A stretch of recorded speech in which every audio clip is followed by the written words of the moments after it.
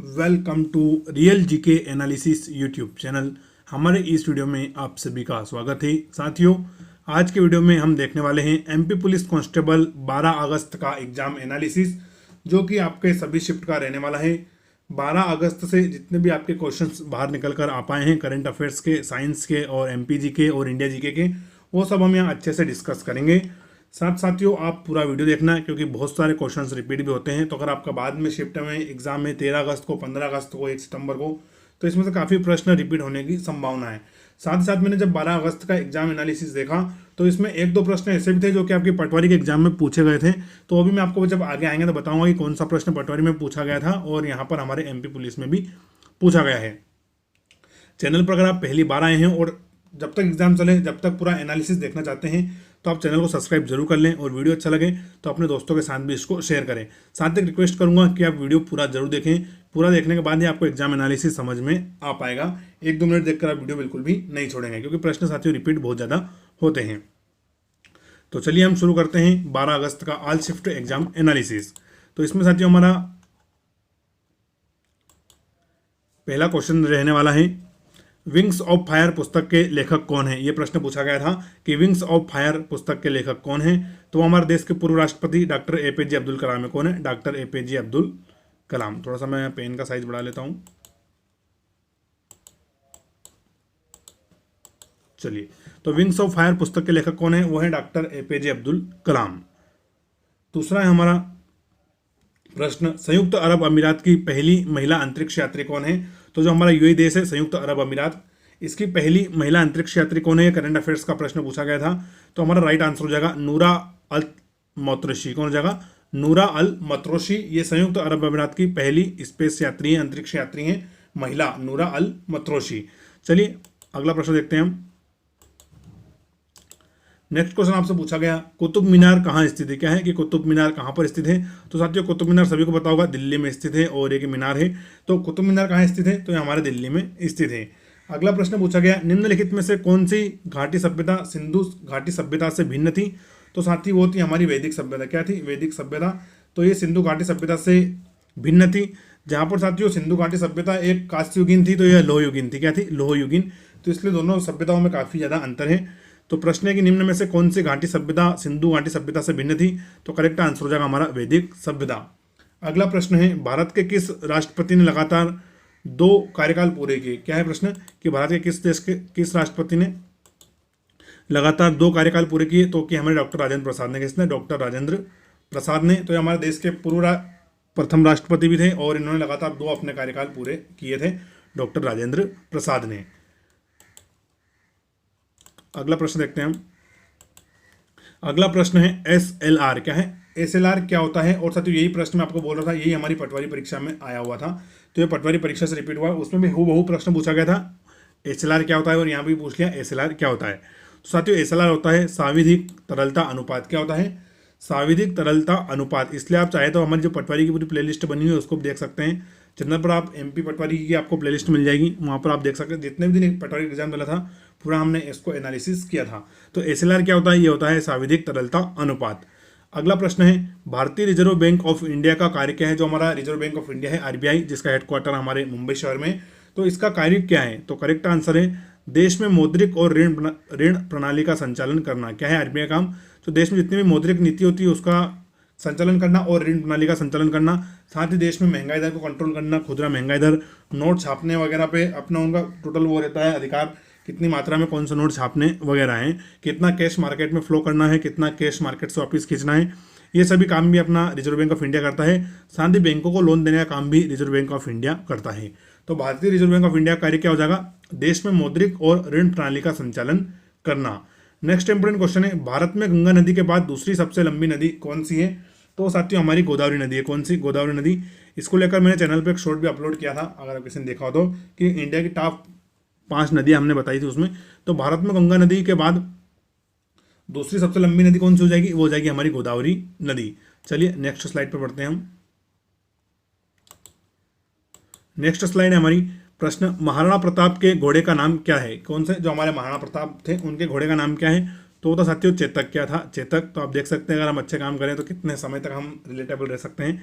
तो महाराणा प्रताप के घोड़े का नाम क्या है? वो है चेतक। बिल्कुल करेक्ट आंसर है। अगला है रिवर्स रेपो रेट क्या होता है? क्या है कि रिवर्स रेपो रेट क्या होता है? तो साथियों करेक्ट आंसर हो जाएगा जिस दर पर आरबीआई बैंकों को ब्याज देती है। क्या है कि जिस दर पर आरबीआई बैंकों को ब्याज देते हैं। अब इसमें दो होता है, एक तो होता है हमारा रेपो रेट और दूसरा होता है रिवर्स रेपो रेट। तो साथियों रेपो रेट क्या होता है? रेपो रेट वो होता है जिससे जो आरबीआई है वो बैंकों से कितना ब्याज लेती है, यानी कि जब वो बैंकों को लोन देगी तो उनसे कितना ब्याज लेगी। और रिवर्स रेपो रेट में क्या होता है, मान लो कोई ए बैंक है, उसके पास कैश ज़्यादा हो गया है तो उसको फिर रिजर्व बैंक ऑफ इंडिया में जमा करा रही है, तो उसको जो रिजर्व बैंक ऑफ इंडिया ब्याज देगी वो हमारा रिवर्स रेपो रेट हो जाएगा। अगला इंपॉर्टेंट क्वेश्चन है यक्षगान किस राज्य का लोक नृत्य है? क्या है प्रश्न कि यक्षगान किस राज्य का लोक नृत्य है? तो साथियों हमारे कर्नाटक राज्य का लोक नृत्य है यक्षगान। और जितने भी हमारे नृत्य, लोक नृत्य वगैरह हैं और शास्त्रीय नृत्य वगैरह हैं, इनसे बहुत प्रश्न बनते हैं, तो ये आप सभी एक बार पढ़ लें। ये प्रश्न लगातार परीक्षाओं में पूछे जाएंगे आप सभी से।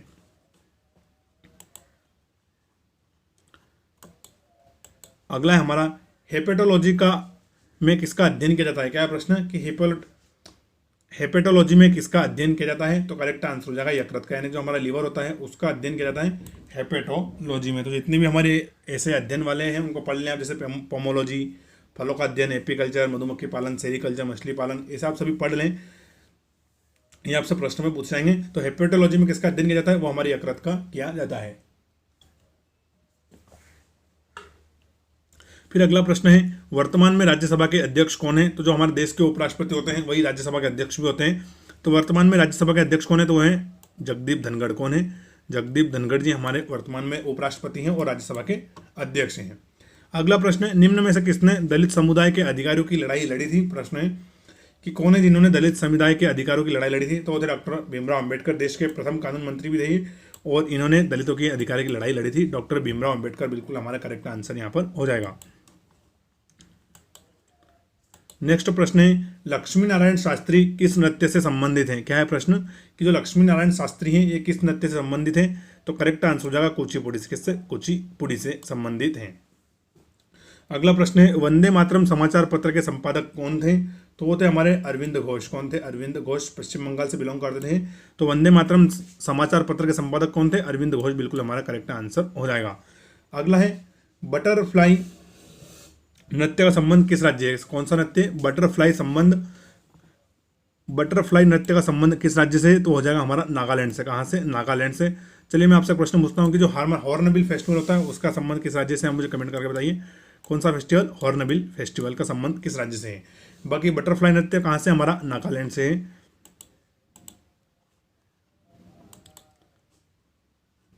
नेक्स्ट क्वेश्चन है घग्गर नदी किस राज्य में बहती है? कौन सी? जो हमारी घग्गर नदी है वो किस राज्य में बहती है?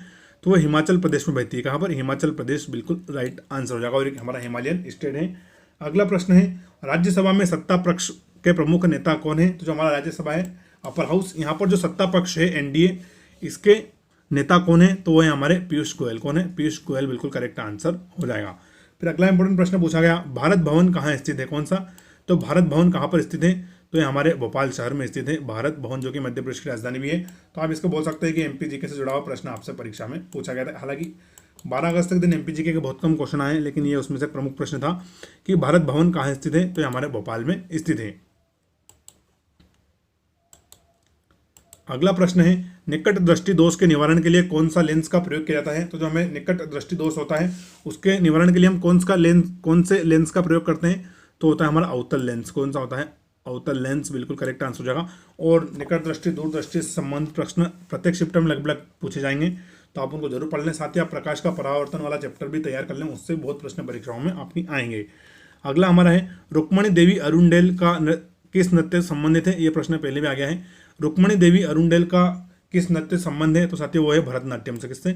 भरतनाट्यम। बिल्कुल हमारा राइट आंसर हो जाएगा। अगला प्रश्न है पेनिसिलिन किससे प्राप्त होती है? क्या है प्रश्न कि जो पेनिसिलिन नामक दवाई होती है हमें वो किससे प्राप्त होती है? तो होती है ग्रीन मोल्ड पेनिसिलियम नोटेटम नामक कवक से। काफी टफ नाम है इसका। क्या है? फिर से रिपीट कर दूं, ग्रीन मोल्ड पेनिसिलियम नोटेटम नामक कवक से हमें पेनिसिलिन की प्राप्ति होती है। नेक्स्ट क्वेश्चन है सत्रिया किस राज्य का शास्त्रीय नृत्य है? तो जो साथियों सत्रिया है ये किस राज्य का शास्त्रीय नृत्य है? तो हमारे असम राज्य का है। कहाँ पर? असम जो राज्य है, नॉर्थ ईस्ट स्टेट, वहाँ का ये एक प्रमुख शास्त्रीय नृत्य है और इसका नाम होता है सत्रिया। क्या होता है? सत्रिया, बिल्कुल राइट आंसर है। नेक्स्ट क्वेश्चन एमपीजीके का, मध्य प्रदेश का लोक नृत्य कौन सा है? तो साथियों मध्य प्रदेश का लोक नृत्य हमारा हो जाएगा राई। कौन सा हो जाएगा? राय। इसके अलावा मध्य प्रदेश में बहुत सारे लोक नृत्य प्रचलित है, जिसमें मटकी एक बहुत प्रमुख है जो कि पश्चिम मध्य प्रदेश में किया जाता है। तो मध्य प्रदेश का लोक नृत्य कौन सा हो जाएगा? वो हो जाएगा राई नृत्य। अगला है आंध्र प्रदेश राज्य का शास्त्रीय नृत्य कौन सा है? तो आप देख सकते हैं 12 अगस्त के दिन नृत्यों की तो बिल्कुल भरमार कर दी इन्होंने। तो आंध्र प्रदेश राज्य का शास्त्रीय नृत्य कौन सा है? तो वो है कुचिपुड़ी। क्या है? कुचिपुड़ी। तो जितने भी हमारे 7 शास्त्रीय नृत्य हैं उनको आप अच्छे से याद कर लें और प्रत्येक शिफ्ट का आप शास्त्रीय नृत्य याद कर लें, जैसे कि महाराष्ट्र का लावणी, गुजरात का डांडिया, ऐसे, क्योंकि परीक्षा में आपसे आगे पूछ सकते हैं। Next very very important question, प्रत्येक परीक्षा में पूछा है, चाहे वो एसएससी हो, बैंक हो, व्यापम हो या यूपीएससी हो या एसएससी। इस प्रश्न को जरूर परीक्षा में पूछते हैं, विश्व पर्यावरण दिवस कब मनाया जाता है? और ये हमारे पटवारी में लगातार रिपीट हो रहा था, फिर हमारे जो वन रक्षक और जेल प्रैक्टिकल एग्जाम आया था उसमें लगातार रिपीट हो रहा था, और अब हमारे मध्य प्रदेश पुलिस के एग्जाम में भी आ गया है। तो विश्व पर्यावरण दिवस कब मनाया जाता है? ये मनाया जाता है 5 जून को। अब 5 जून के दिन विश्व पर्यावरण दिवस मनाया जाता है। अगला इंपॉर्टेंट प्रश्न है, पानी को फ्रीजर में रखने पर क्या बनता है? तो जब हम पानी को फ्रीजर में रख देते हैं तो वो बर्फ बन जाता है। क्या बन जाता है? ठोस बर्फ बन जाता है। तो पानी को फ्रीजर में रखने पर क्या बनेगा? बर्फ बनेगा। Very easy question. अगला प्रश्न है, मोहिनी अट्टम नृत्य भारत के किस राज्य से संबंधित है? कौन सा मोहिनी अट्टम? तो साथियों ये संबंधित है हमारे केरल राज्य से। तो केरल बिल्कुल करेक्ट आंसर हो जाएगा। मोहिनी अट्टम नृत्य भारत के किस राज्य से संबंधित है? केरल हमारा करेक्ट आंसर है। नेक्स्ट स्लाइड की ओर बढ़ते हैं हम।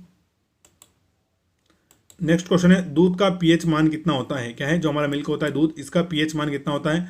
तो होता है 6.5 से 6.7 तक। ये इसका पीएच स्केल पर वैल्यू है इसकी दूध की। तो 6.5 से लगाकर 6.7 बिल्कुल करेक्ट आंसर है। अगला प्रश्न है, हड़प्पा सभ्यता का संबंध किस युग से है? तो साथियों वो है कांस्य युग से। किससे? यानी यहाँ पर कांस्य की प्रधानता थी। तो हड़प्पा सभ्यता का संबंध किस युग से है? तो कांस्य युग बिल्कुल हमारा करेक्ट आंसर हो जाएगा। नेक्स्ट इंपोर्टेंट क्वेश्चन पूछा गया, मेटल का आविष्कार किस वर्ष में हुआ था? तो जो मेटल है इसका आविष्कार किस वर्ष में हुआ था? तो साथियों वो 8000 ईसा पूर्व मेटल का आविष्कार हो गया था। कब? 8000 ईसा पूर्व मेटल का आविष्कार हो गया था। चलिए आगे बढ़ते हैं। अगला प्रश्न हमारा बॉटनी से है कि निम्न में से कौन सा पादप वर्ग जड़, तना तथा पत्ती में विभाजित होता है? तो कौन सा ऐसा पादप वर्ग है, प्लांट वर्ग है, जो कि जड़, तना और पत्ती में विभाजित होता है? तो साथियों करेक्ट आंसर हो जाएगा हमारा एजियोस्पर्म, टेरिडोफाइट और जिम्नोस्पर्म। ये तीनों ही। अब इसमें जो आपको करेक्ट आंसर ऑप्शन में होगा आपने लगाया होगा। तो कौन सा पादप वर्ग जड़, तना और पत्ती में विभाजित होता है? तो 3 प्रकार के पादप वर्ग हैं, एक तो एंजियोस्पर्म है, टेरिडोफाइट है और जिम्नोस्पर्म है। बिल्कुल राइट आंसर। अगला प्रश्न है, सब्जी के सड़ने का मुख्य कारण क्या है? सब्जी के सड़ने का मुख्य कारण क्या है? तो साथियों वो है हमारा फफूंद या बैक्टीरिया। अगर सब्जी में फफूंद या बैक्टीरिया लग जाता है तो वो सड़ जाती हैं। फिर अगला है हमारा प्रिंसिपिया पुस्तक के लेखक कौन है? तो साथियों वो है न्यूटन। कौन है? न्यूटन। तो आप देख सकते हैं 12 अगस्त को इन्होंने 2 बुक्स पूछी हैं, एक तो Wings of Fire doctor APJ Abdul Kalam की, और दूसरी प्रिंसिपिया पुस्तक के लेखक कौन है? तो वो है न्यूटन।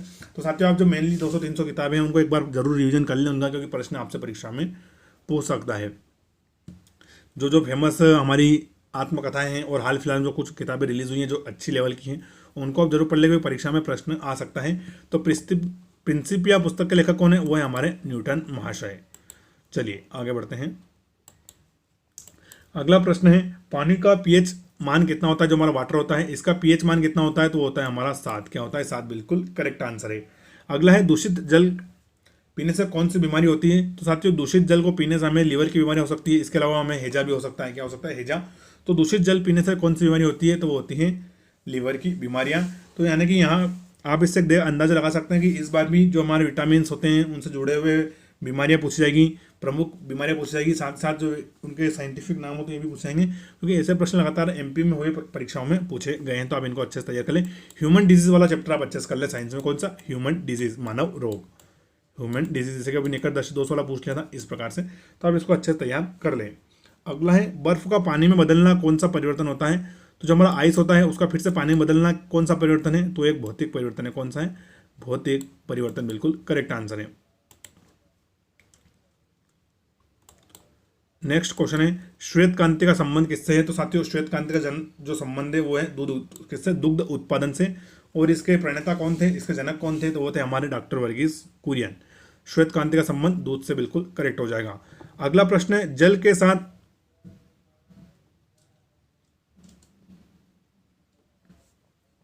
अगला प्रश्न है जल के साथ ज्यादा अभिक्रिया करने वाले तत्व का नाम क्या है? क्या है? जल के साथ ज्यादा अभिक्रिया करने वाले तत्व का नाम क्या है? तो वो है सोडियम। क्या है? सोडियम बिल्कुल राइट आंसर है। अगला प्रश्न है किस व्यक्ति को दूर की वस्तु स्पष्ट नहीं दिखाई देती, उसे कौन सा दोष है? किसी व्यक्ति को दूर की वस्तु स्पष्ट नहीं दिखाई दे रही है तो उसको कौन सा दोष है? तो साथियों उसको निकट दृष्टि दोष है। क्या है? निकट दृष्टि दोष। तो ह्यूमन डिसीज वाला चैप्टर आप जरूर पूछें, तैयार करें, उससे प्रश्न आपके परीक्षाओं में आ रहे हैं। साथियों 12 अगस्त का हम लास्ट क्वेश्चन देखने वाले हैं कि प्लास्टिक का युद्ध कब लड़ा गया था। हिस्ट्री का एक नंबर 1 क्वेश्चन है। प्लास्टिक का युद्ध कब लड़ा था? तो साथियों 23 जून 1757 को प्लास्टिक का युद्ध लड़ा गया था। तो साथियों ये 12 अगस्त का हमारा कंप्लीट एनालिसिस था जीके और करंट अफेयर्स सेगमेंट का। इसके अलावा रीजनिंग और मैथ्स के भी अच्छे चैप्टर पूछे गए, अच्छे क्वेश्चन पूछे गए, लाभ हानि वगैरह के, चक्रवृद्धि ब्याज पूछा गया, सिंप्लीफिकेशन पूछा गया, एडवांस मैथ्स का सिर्फ एक प्रश्न पूछा गया था। इसके अलावा रीजनिंग की बात करें तो कोडिंग, डिकोडिंग, रक्त संबंध, यदि तो या तो वाले प्रश्न भी पूछे गए थे। तो यानी कि अच्छा एक लेवल था 12 अगस्त का।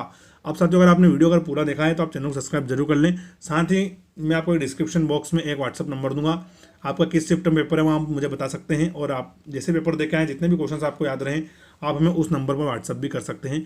तो नंबर आपको डिस्क्रिप्शन बॉक्स में मिल जाएगा। वीडियो पूरा देखने के लिए आप सभी का थैंक यू। जय हिंद, राम राम।